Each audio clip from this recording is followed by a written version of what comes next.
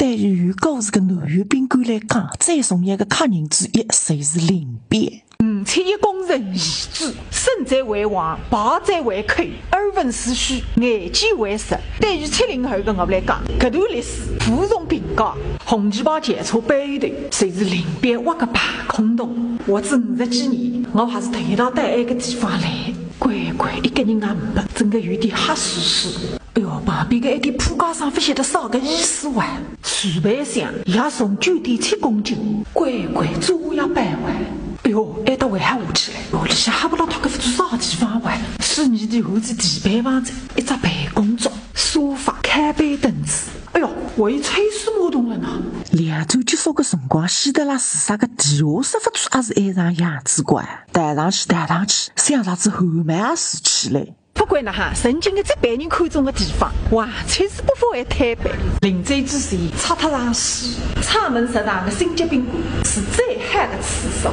那么有种人可能也问在，你这个退休工资当然不起说不起，还有啥个便宜点的再手交战，出去白相，吃可以摊位点，譬如减肥，吃一定要上档次，完了上了浑身发痒，3件类似还要比穷山恶水。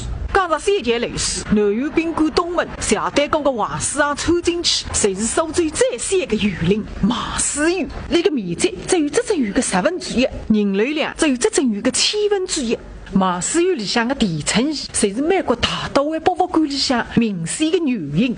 托起社会主义的福，开着劳动人民的光，马思园木黑隆咚的成为苏州古典园林前面最像世界的里程碑。南宋时郎施正元官场失意，冒着一只傻子定居苏州避风头。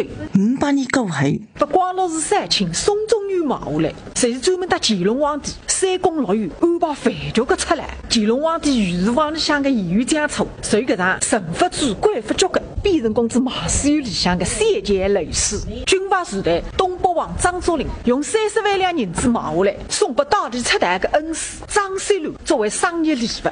可惜再有自家被日本人捉杀脱，估计死脱的辰光还来不及。想想如果不出台的说法，起码活得90岁。埃个时节人数不是天数。再下来，马思园被首长家侯爷龙买下来，但至50年代初，侯爷龙的儿子拿个马思园，搭班家里的狮子林一样，捐献给了国家。